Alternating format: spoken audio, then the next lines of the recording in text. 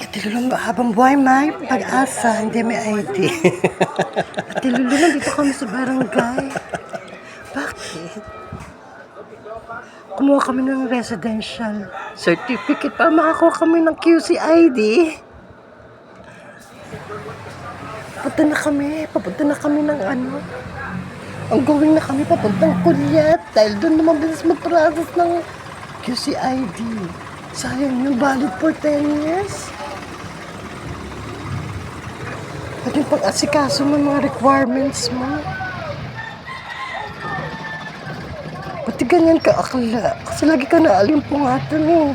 Kasi wala ka na inaasikaso kundi. Baka boyfriend mo, lagi kang tambay, wala kang trabaho. Mga tululo, kailangan mo magtagong buhay.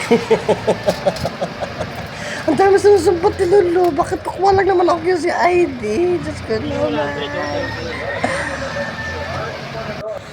Malamang alam ko na susunod na kukunin mo ID. Metro Manila ID, susunod mo kukunin. Philippine National ID.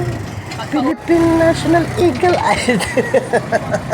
Para ka nakalaya. Ate Lolo, hindi ako agila. Ate Lolo. Ito ko ibon. Lubo pa nga ako eh. Nalalagnat ako kahapon. Buti na bumili mo ko ba yung Jessic? Nandito kami sa Kulyat, Ate Lolo. Ma-achieve ko na yun. ID. Para sa requirements na gusto mong mangyari. Ako pag gusto mangyari, dapat may ganun ka na kasi. Tagal-tagal na requirements yan. Hindi ka pa kumukuha. Eh, busy nga ako, nagtrabaho ako sa ibang lugar. Yan ako may trabaho.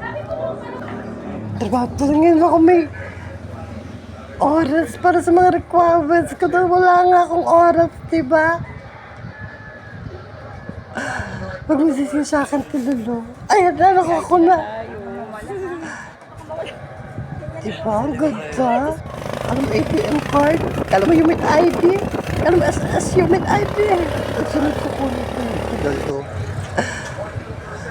ID. PIRT. ID card. Diba? Iba't iba. Passport. Saka ng iba. Yaka na.